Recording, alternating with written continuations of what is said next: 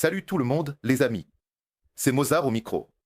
En gros, hier, j'ai ouvert un long à 82 500, aujourd'hui je l'ai fermé à 82 400, donc.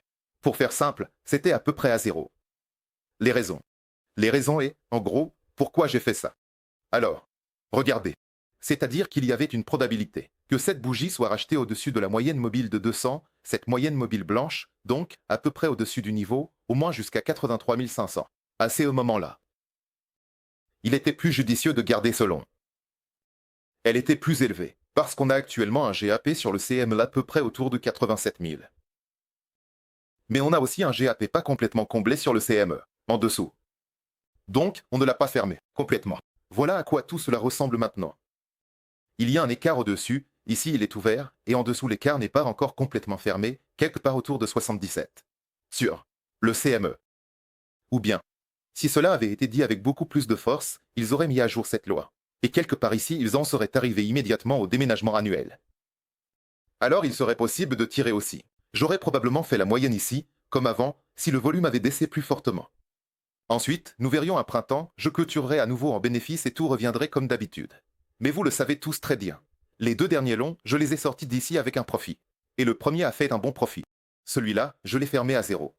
Autrement dit, la série est plutôt bonne, compte tenu de la situation générale du marché. On n'a pas encore subi de perte ici. Mais, je n'aime pas la fermeture actuelle. C'est un fluide lent, c'est comme ça que je l'appelle. Ça, fermé, une figure de retournement. Je vais maintenant expliquer ce que je veux dire.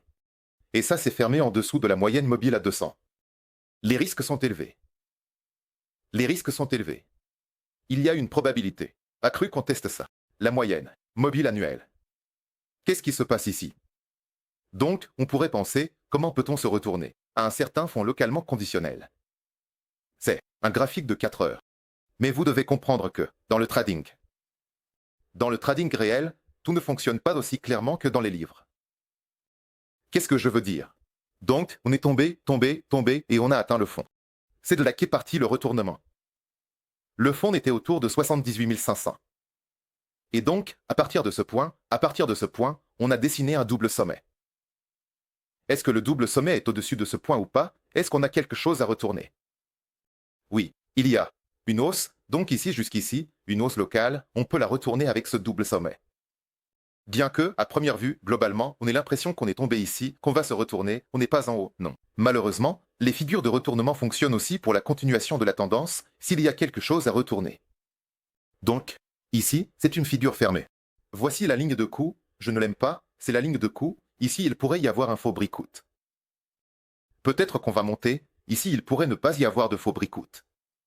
Et donc, par exemple, on peut descendre tout de suite, ou bien on monte pour combler le GAP sur le CME et ensuite on redescend, je peux ici spéculer indéfiniment. Je ne considère que l'effet et la probabilité. Et en termes de probabilité, si nous fermions la ligne de coup, alors la probabilité que nous allions plus bas devenait plus élevée. Peut-être qu'on ne va pas y aller. Mais la probabilité de cet événement a augmenté et avec cette probabilité, je me sens beaucoup plus à l'aise, même moralement, juste, de sortir à zéro. Atteignez le seuil de rentabilité et tant pis, quoi qu'il arrive. Quoi qu'il arrive. Si nous rachetons tout cela, nous reviendrons ici, quelque part au-dessus de la barre des 90, je reviendrai en position longue. Juste ça aura plus de chance d'être à nouveau en long. Ou bien nous allons chuter. Ici et ici, je ferai mieux de rentrer longuement. Mais au niveau actuel, compte tenu de tous les facteurs, et compte tenu de l'instabilité de Trump, et du fait que les marchés ne le comprennent pas, du fait que dans ce cas nous avons de l'inflation et de l'IPC, et du fait que Fonda se sent également assez mal, je ne vois pas l'intérêt de rester assis aussi longtemps. Il y a beaucoup de facteurs, et vous devez comprendre que je peux ouvrir cette position longue, la fermer. Les conditions changent chaque jour. Je peux ouvrir et fermer une position longue 2 à 3 fois par jour, même, pas nécessairement tous les jours. Chaque condition d'entrée change tous les jours. Je peux ouvrir et fermer une position longue 2 à 3 fois par jour, même, pas nécessairement tous les jours. Eh bien, c'est le trading. Il faut s'habituer à ça. Je peux. Si j'investis, je travaille différemment. Si je fais du trading, je regarde chaque bougie individuellement. Et quel volume le traversait? Comment? Il était fermé. Que se passait-il d'autre dans le monde extérieur?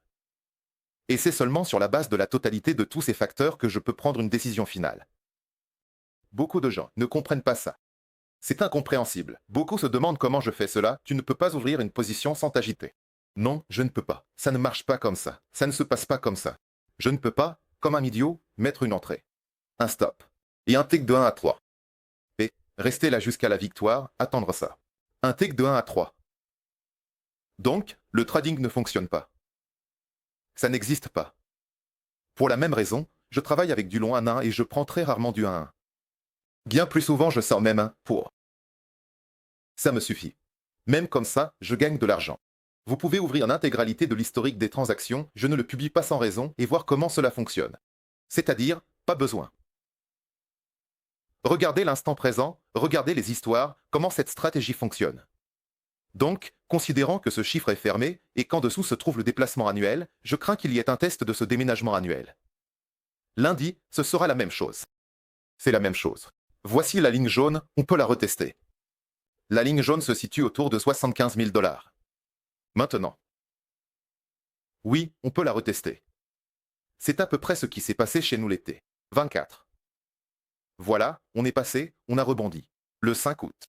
On a retesté. On l'a retesté 2 fois, en plus. C'était la même chose, après l'interdiction en Chine en mai 2021. Voici la figure. Ici, nous avons fermé la bougie de vidange, essuyé le test, essuyé-le 2 fois, essuyé-le, monté, peut-être pas essuyé le test. C'est-à-dire qu'il est arrivé qu'ils tombent sans refaire le test, par exemple ici ils sont tombés sans refaire le test, par exemple ici. Ils n'ont pas refait le test, ils l'ont juste raté un peu et sont montés. Mais vous voyez, par vous-même, la probabilité d'un nouveau test dans de tels événements est, pour ainsi dire, de 50/50e. Peut-être que cela se produira, peut-être que non. Je ne veux pas deviner, mais pourquoi rester dans ma position actuelle alors que je peux sortir et entrer soit ici, soit quand ça aura déjà rebondi. Ici, quelque part, il avalera plus de la moitié de la bougie, puis reviendra avec des risques moindres. C'est un peu idiot de rester là, enfin, de mon point de vue objectif. Le risque est très élevé. Alors, par rapport à la figure fermée et à la situation actuelle, en regardant les métriques sur la blockchain, regardez. Cette ligne-là, elle pourrait bien devenir un niveau de support. Final probable. Si on passe en weekly et qu'on casse encore avec des volumes en dessous de cette ligne et qu'on se ferme quelque part, ici, par exemple, ou quelque part par ici, alors il est beaucoup plus probable que tout cela aille encore plus bas et nous pourrions avoir un marché baissier local comme celui-ci. Attendre. Un marché baissier local. Je ne dis pas que cette fois-ci, si on a un marché baissier, et si on se ferme en dessous de la ligne jaune, il sera aussi baissier que d'habitude dans les cycles. Ça va durer 2 ans, oui, ce marché baissier. Peu probable. Peu probable.